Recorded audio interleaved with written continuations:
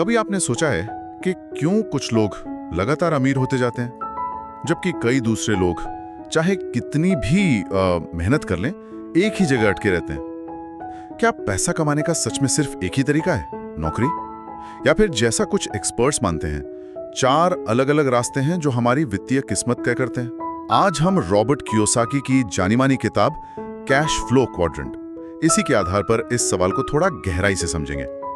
हमारा मकसद है पैसा कमाने के इन 4 तरीकों को यानी क्वाड्रेंट्स को समझना और खास तौर पर यह जानना कि कैसे कोई एम्प्लॉय से यानी ई से इन्वेस्टर आई तक का सफर तय कर सकता है। कियोसाकी बताते हैं कि उनके रिच डैड ने इसे बड़े सिंपल तरीके से समझाया था। एक कागज पर बस एक प्लस का निशान बनाया और 4 हिस्से बन गए, ई, एस, बी और आई। चलिए इसी फ्रेमवर्क को आज जरा ठीक से समझते हैं। तो ये 4 क्वाड्रेंट आखिर हैं क्या? पहला है ई, एम्प्लॉय। हाँ, एम्प्लॉय यानी नौकरी करने वाले लोग। ये वो लोग हैं जो एक आप कह सकती हैं सुरक्षित नौकरी चाहते हैं, रेगुलर सैलरी वाली। हाँ, मतलब जॉब सिक्योरिटी इनके लिए सबसे जरूरी है ना? बिल्कुल। ये अपना समय देते हैं और उसके बदले पैसा कमाते हैं, लेकिन इसमें अक्सर वो वित्तीय स्वतंत्रता नहीं मिल पाती क्योंकि इनकम इनके लगातार काम करने पर निर्भर है। सही कहा। इनकी सोच होती है कि मुझे एक सेफ, अच्छी सैलरी वाली जॉब चाहिए जिसमें फायदे हों। अच्छा, और दूसरा क्वाड्रेंट एस यानी सेल्फ एम्प्लॉयड या छोटे बिजनेस ओनर भी कह सकते हैं, जैसे डॉक्टर्स, वकील, फ्रीलांसर या कोई छोटी दुकान चलाने वाले। ये अपने बॉस खुद होते हैं? हाँ, और अक्सर अपने काम में माहिर भी होते हैं। इनकी प्राथमिकता होती है स्वतंत्रता, कि किसी और के लिए काम नहीं करना। लेकिन इसमें एक पेच है ना? अगर ये काम करना बंद कर दें तो इनकी आमदनी भी बंद हो जाती है। बिल्कुल। तो इन्हें लगता तो है कि ये आजाद हैं, पर कई बार ये अपने ही काम के गुलाम जैसे बन जाते हैं। इनका मानना होता है कि अगर कोई काम अच्छे से करना है तो खुद ही करो। एग्जैक्टली। इसके बाद आता है बी, बिग बिजनेस ओनर। हाँ, और यहाँ एक बड़ा फर्क है। बी क्वाड्रेंट वाले लोग सिर्फ काम नहीं करते, बल्कि वो एक ऐसा सिस्टम बनाते हैं जहाँ दूसरे लोग उस सिस्टम के लिए काम करते हैं। अच्छा, मतलब उनका फोकस एक मजबूत स्केलेबल बिजनेस बनाने पर होता है। बिल्कुल। वो टीम, सिस्टम और टेक्नोलॉजी का इस्तेमाल करते हैं जिसे लेवरेज कहते हैं। तो मतलब वो खुद बिजनेस में हो या ना हो, सिस्टम काम करता रहता है और इनकम आती रहती है। हाँ, उनकी सोच होती है मैं एक बेहतरीन सिस्टम कैसे बना सकती हूँ और उसे चलाने के लिए सही लोग कैसे ढूंढ सकती हूँ। और आखिर में आए, इन्वेस्टर। इस क्वाड्रेंट में पैसा व्यक्ति के लिए काम करता है। मतलब ये अपनी फाइनेंशियल समझ का इस्तेमाल करके ऐसी जगहों पर निवेश करते हैं जैसे संपत्ति या सिस्टम्स जो इनके बिना सक्रिय रूप से काम किए भी आय देती रहती हैं। जैसे स्टॉक्स, बॉन्ड्स, रियल एस्टेट या दूसरे बिजनेस में पैसा लगाना। हाँ बिल्कुल।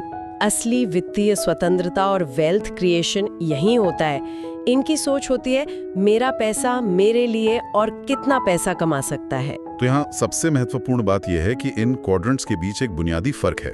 कियोसाकी इसे लेफ्ट साइड और राइट साइड कहते हैं। हाँ, ई और एस लेफ्ट साइड पर है और बी और आई राइट साइड पर। लेफ्ट साइड वाले लोग यानी ई और एस मुख्य रूप से अपनी मेहनत और समय के बदले पैसा कमाते हैं, एक्टिव इनकम है। बिल्कुल। अगर काम बंद तो पैसा बंद। और राइट साइड वाले बी और आई वो सिस्टम और पैसे से पैसा बनाते हैं, पैसिव इनकम। सही। रिच डैड का भी यही कहना था कि ज्यादातर लोग शुरू तो लेफ्ट साइड से करते हैं, पर असली वित्तीय आजादी राइट साइड में जाने से ही मिलती है। लेकिन अब सवाल यह है कि ये लेफ्ट से राइट साइड जाना, खासकर एस से बी क्वाड्रेंट में शिफ्ट होना, सुनने में जितना सीधा लगता है क्या उतना ही आसान है? इसमें क्या खास चुनौतियां हैं? देखिए, ये एक बहुत ही जरूरी सवाल है, क्योंकि एस से बी में जाना सिर्फ ज्यादा मेहनत करने या बिजनेस को थोड़ा बड़ा करने की बात नहीं है। ये असल में एक बुनियादी माइंडसेट शिफ्ट है। मतलब सोच में एक गहरा बदलाव लाना पड़ता है। कियोसाकी इस पर बहुत जोर देती हैं। माइंडसेट शिफ्ट कैसे? एस क्वाड्रेंट का व्यक्ति अक्सर सोचता है ये काम मुझसे बेहतर कोई नहीं कर सकता। वो अपने काम का एक्सपर्ट होता है। हाँ, ये तो होता है। लेकिन बी क्वाड्रेंट में सफल होने के लिए आपको ये सोच छोड़नी पड़ती है। दूसरों पर भरोसा करना सीखना होता है, काम सौंपना यानी डेलीगेट करना, और एक ऐसा सिस्टम बनाना होता है जो आपके बिना भी चल सके। अच्छा, सिस्टम पर फोकस। हाँ, बी क्वाड्रेंट की सफलता आपकी अपनी काबिलियत से ज्यादा आपके बनाए हुए सिस्टम की मजबूती पर निर्भर करती है, और यहीं पर लीवरेज का असली मतलब समझ आता है। लीवरेज यानी टीम, टेक्नोलॉजी का इस्तेमाल। हाँ, सिर्फ कर्मचारी रखना नहीं, बल्कि दूसरों के समय ऑप्टिम, दूसरों के पैसे ओपीएम, और टेक्नोलॉजी और सिस्टम्स का इस्तेमाल करके अपनी पहुंच और असर को कई गुना बढ़ाना।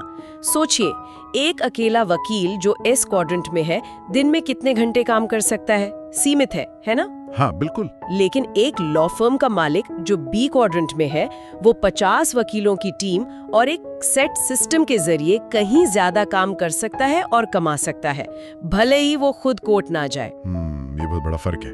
यही वो बदलाव है जो सही मायने में फाइनेंशियल फ्रीडम का दरवाजा खोलता है। जब आप ये सीख जाते हैं कि कैसे एक ऐसा सिस्टम बनाया जाए जो आपके ना रहने पर भी चले, या कैसे अपने पैसे को ऐसी जगह इन्वेस्ट किया जाए जहां वो आपके लिए और पैसा कमाए, तब आप उस जाल से बाहर निकलते हैं जहां आप सिर्फ पैसे के लिए काम कर रहे होते हैं। मतलब एस क्वाड्रेंट में आप बिजनेस के मालिक तो हैं, पर असल में बिजनेस आपको चला रहा है। बिल्कुल सही कहा। बी क्वाड्रेंट में आप एक ऐसा सिस्टम बनाते हैं जो आपके लिए काम करता है। असली स्वतंत्रता यहीं से शुरू होती है। बिल्कुल। तो ये क्वाड्रेंट सिर्फ ये नहीं बताते कि आप पैसा कैसे कमा रहे हैं, बल्कि ये आपकी सोच, आपकी प्राथमिकताओं और आपकी वित्तीय स्वतंत्रता के लेवल को भी दिखाते हैं। ये वाकई सोचने वाली बात है कि आज हम में से हर कोई किस क्वाड्रेंट में है और क्या हम भविष्य में भी वहीं रहना चाहते हैं। हाँ, और रॉबर्ट कियोसाकी का मूल संदेश भी यही है।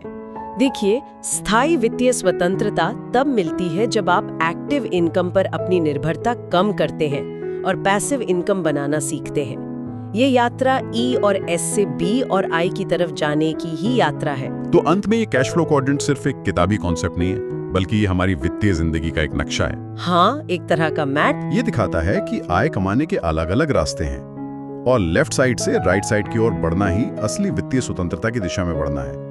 अब श्रोताओं के लिए ये सोचने का विषय है कि इस नक्शे को देखकर वे अपनी वित्तीय यात्रा का अगला पड़ाव कहाँ देखते हैं और उसे कैसे डिजाइन करना चाहेंगे।